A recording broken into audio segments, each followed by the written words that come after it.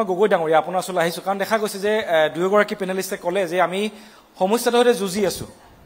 আৰু আপুনি এখন নতুন যুঁজ চলাই আছে আইনী যুঁজ চলাই আছে আৰু দেখা গৈছে যে মই ইতিমধ্যে কৈছোঁ যে 2016 চনৰ পৰা 2024 লৈকে আমাৰ 811 গৰাকী লোকৰ আমাৰ মৃত্যু হৈছে বানপানীত আমাৰ অসমত কেৱল আৰু এই সময়ছোৱাত যদি আমি একেখিনি সময়ত যদি ডেটা মই আপোনাৰ সন্মুখত তুলি ধৰোঁ তাত দেখিম যে 2016 চনৰ পৰা আমাৰ যিটো ক্ৰপ এফেক্ট হৈছে ক্ৰপ এৰিয়া এফেক্টেড বুলি যাক কোৱা হয় তাত দেখা গৈছিলে যে 2016ত 2,35,310 হেক্টৰ 2016 আৰু যদি শেষলৈ আমি আহোঁ লাষ্ট ইয়াৰ 2024 তাত আমি পাইছোঁ যে 49,580 হেক্টৰ্ছ আমাৰ কৃষিভূমি আমাৰ নষ্ট হৈ গৈছে আৰু মাজত বহুত হাজাৰ হাজাৰ বিঘা কৃষিভূমি এদৰে নষ্ট হৈ গৈ আছে এতিয়া কথাটো হ'ল কি ৰাজনৈতিক দলবোৰে আমাক প্ৰতি বছৰে আমাক প্ৰতিশ্ৰুতি দি আহিছে যে সমস্যা সমাধান কৰিম অমুক কৰিম তামুক কৰিম কিন্তু এইবোৰ হৈ উঠা নাই গতিকে এতিয়া সাধাৰণ মানুহ হিচাপে যিহেতু সাধাৰণ মানুহখিনি ইয়াৰ পৰা ভুক্তভোগী গতিকে তেওঁলোকৰ হাতত উপায় কি কিবা আইনী কিবা ব্যৱস্থা আছে নেকি যে আমি এই ব্যৱস্থাটোক যাতে আমি যিসকল বিউৰোক্ৰেটছ আছে যিসকল পলিচি মেকাৰ্ছ আছে যিসকল ৰাজনীতিক আছে তেওঁলোকে যিবোৰ প্ৰতিশ্ৰুতি দিয়ে সেইবোৰ পালন নকৰে তাৰ বিৰুদ্ধে কিবা এটা জাগৰণ আমি আনিব পাৰোঁ নেকি ধন্যবাদ ডাঙৰীয়া মই I am here in Delhi দুটামান কথা অলপ স্পষ্টকৈ কৈ যাব বিচাৰিছোঁ যদিও মই এটা ৰাজনৈতিক দলৰ এজন সাধাৰণ সদস্য তাৰ আগতে এটা কথা ক'ব বিচাৰিছোঁ প্ৰতিদিন গোষ্ঠীক মই অন্তৰৰ পৰা এইটো আগতেও কেইবাটাও টকশ্বত মই কৈছোঁ মই অন্তৰৰ পৰা কৃতজ্ঞতা আৰু ধন্যবাদ জনাইছোঁ এইকাৰণে এটা সময়ত যেতিয়া নামনি সোৱণশিৰি জলবিদ্যুৎ প্ৰকল্পৰ বৃহৎ নদী বান্ধৰ বিৰুদ্ধে তীব্ৰ আন্দোলন হৈ আছিল সেই সময়ত ডেম ডেভেলপাৰ কোম্পানী NHPCয়ে বিভিন্ন ধৰণৰ দামী দামী এডভাৰটাইজ পেপাৰবিলাকত দিছিল একমাত্ৰ মই পেপাৰ এডভাৰটাইজবিলাক তেওঁলোকৰ পৰা লৈ পেপাৰৰ মিডিয়াত প্ৰকাশ কৰাটো ভুল বুলি ক'ব বিচৰা নাই সেইটো কৰিব একমাত্ৰ প্ৰতিদিন পেপাৰ প্ৰতিদিন গোষ্ঠী যিয়ে NHPCয়ে দিবলৈ অহা এডভাৰটাইজ প্ৰত্যাখ্যান কৰিছিল গতিকে তেখেতলোকক মই সেইটো পৰা ধন্যবাদ দিবই লাগিব তেওঁলোকে এডভাৰটাইজ নল'লে তেওঁলোকে এতিয়া কথা হ'ল আমি পাৰ্টিকুলাৰলি নামনি সোৱণশিৰি জলবিদ্যুৎ প্ৰকল্পৰ নামনি অঞ্চলত বসবাস কৰা ৰাইজৰ জীৱন জীৱিকা সভ্যতা সংস্কৃতি কেনেকৈ ৰক্ষা হ'ব সেইটো কাৰণে আমি খুচৰি থাকোঁতে বহু কথা আহিল যিটো কাৰণে 2003 চনৰ পৰা তীব্ৰ আন্দোলন হ'ল আমি 2016 চনত ন্যায়ালয়ৰ ওচৰত চাপিবলগীয়া হ'ল ন্যায়ালয়লৈ কিয় আহিলোঁ আমি আন্দোলনৰ পথ এৰি আন্দোলনৰ একে চাইমালটেনিয়াছলি আন্দোলনো চলি আছিল আমি ন্যায়ালয়ৰ যুদ্ধও চলাইছোঁ ন্যায়ালয়ৰ যুদ্ধ এতিয়াও অব্যাহত আছে মাননীয় প্ৰধানমন্ত্ৰী ডাঙৰীয়াই 2014 চনত গৈ পাছিঘাটত কৈ আহিছিল বৃহৎ নদী বান্ধৰ বিৰুদ্ধে আমি খুব ভাল পাইছিলোঁ তাৰ আগতে বৰ্তমানৰ ডিফেন্স মিনিষ্টাৰ সেই সময়ত কেন্দ্ৰীয় বিজেপি দলৰ সভাপতি আছিল তেখেতে 2009 চনত গৈ গেৰুকামুখত আন্দোলন কৰিছিল আমিও আন্দোলনত আছিলোঁ পিছৰ ফাললৈ বহুত মানুহ হৈছিল আৰু তেওঁ কৈছিল এনেকুৱা ধৰণৰ নদীবান্ধটো ইমান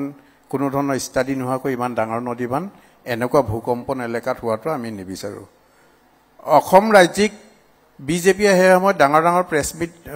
পেপাৰ বিবৃতি দিছিল সোৱণশিৰি জলবিদ্যুৎ প্ৰকল্পৰ বিৰুদ্ধে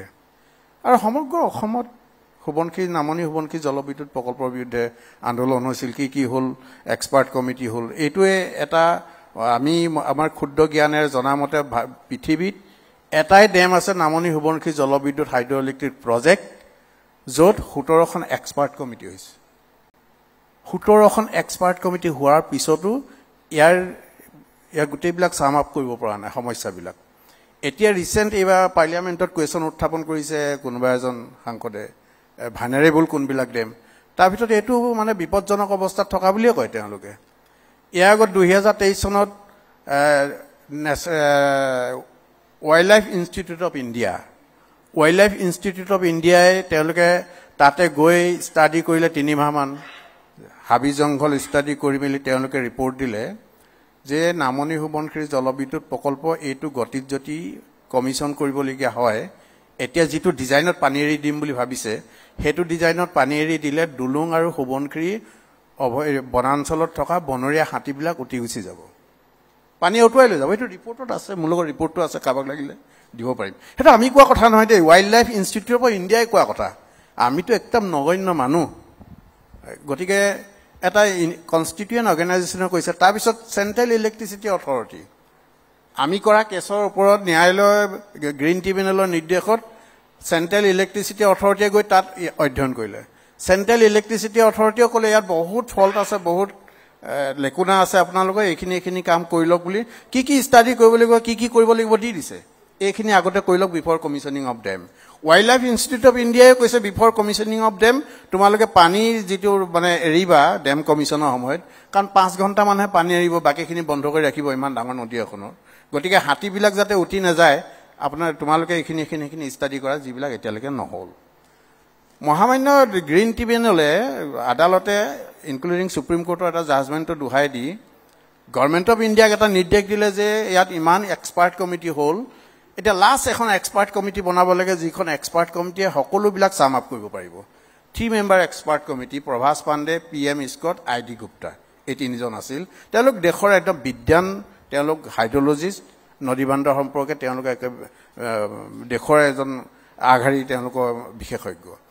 তেওঁলোকে গৈ ষ্টাডি কৰিলে তেওঁলোকে ক'লে ষ্টাডি শেষত ক'লে এখন independent dam reservoir management committee বনাবলৈ দিলে বিফৰ কমিছনিং অফ ডেম তেওঁলোকে নকৰিলে এতিয়ালৈকে তেওঁ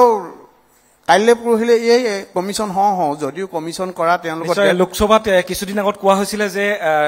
এই বছৰৰ আমাৰ ইতিমধ্যে পাৰ হৈ গ'ল মে মাহত প্ৰথম যি আছিলে 750 মেগাৱাটছ তেওঁলোকে কৰিব 3টা ইউনিট তাৰ পিছত পৰৱৰ্তী পৰ্যায়ত আৰু যেতিয়া 5টা ইউনিট টোটেল 8টা ইউনিট বুলি কৈছে 1250 মেগাৱাটছ টোটেল 2000 মেগাৱাটছ তেওঁলোকে কৰিম বুলি কৈছিলে কিন্তু তাৰ পৰা এতিয়ালৈকে কিন্তু ভাল খবৰ আহি থকা নাই কিন্তু সদায় কিবা নহয় কিবা দুৰ্ঘটনা এতিয়ালৈকে 15 টাইমছ তেওঁলোকৰ কমিছনিঙত ডেট পিছুৱাবলগীয়া আছে 15 বাৰ মোৰ ডেটবিলাক আছে মই কৈ নাযাওঁ 15 বাৰ কমিছনিঙত ডেট পিছুৱাইছে আমাৰ কাৰণে নহয় ৰাইজৰ কাৰণে নহয় প্ৰকৃতিৰ কাৰণে অৰ্থাৎ দেয়াৰ ইজ লেকুনা ক'ৰবাত গণ্ডগোল আছে তেওঁলোকে যিটো কাৰণে পৰা নাই কমিছন কৰিব মই নাজানো ভগৱানে জানিব পাৰে নে নোৱাৰে এতিয়া এইটো এটা নামদি সমনখী জলবিদ্যুৎ প্ৰকল্প এতিয়া এইটো 2000 মেগাৱাট এতিয়া দিবাঙত 3000 মেগাৱাট চিয়াঙত 1700 মেগাৱাট লোহিত নদী পৰশুৰাম কুণ্ড 1 কিলোমিটাৰ ওপৰত 1700 মেগাৱাট চিয়াঙত 2700 গতিকে তাৰ ওপৰত আকৌ ভূটানৰ গাল আছেই নহয় কৰিছো নদীয়ে কি কৰে কি নকৰে দেখিছে গতিকে যিটো সময়ত সমগ্ৰ অসমৰ ৰাইজে কোনোবা এটা ইস্যুত সাংঘাতিক ধৰণৰ লাগি থাকিব সেই ইস্যুটোত পলিটিকেল পাৱাৰ যিবিলাক পলিটিকেল পাৰ্টিয়ে পাৱাৰ নাথাকে সেই ইস্যুটো হয় মাতে তাৰমানে এইটো পাৱাৰ পলিটিক্সৰ কথা পাতিব লাগিব গতিকে এইটো খুব আনফৰ্চুনেট গতিকে বৰ দুৰ্ভাগ্যজনক কথা গতিকে আৰু মই আৰু এটা দুৰ্ভাগ্যজনক কথা মই এইখিনিতে শ্বেয়াৰ কৰিব বিচাৰিছো যে আমাৰে দুৰ্ভাগ্য বুলি ক'ব লাগিব যে এই যিটো সোৱণশিৰি নামনি সোৱণশিৰি জলবিদ্যুৎ প্ৰকল্প আছে এই প্ৰকল্পটো যেতিয়া 2004ত যেতিয়া গ্ৰীণ সিগনেল দিয়া হৈছিলে তেতিয়া তাৰ বাজেট আছিলে 2600 আমাৰ যিটো 285 crore 6285 আৰু এতিয়া প্ৰাইচটো এস্কেলেশ্যন হৈছে এস্কেলেশ্যন হৈ পেলাই মই যিটো ৰিচেণ্ট ডেটা মই দিব খুজিছো এইটো হৈছে 26075 crores হয় যত আছিলে আপোনাৰ 6000 হয় 285 আৰু এতিয়া হলগে 26075 crores কিমান দুৰ্ভাগ্য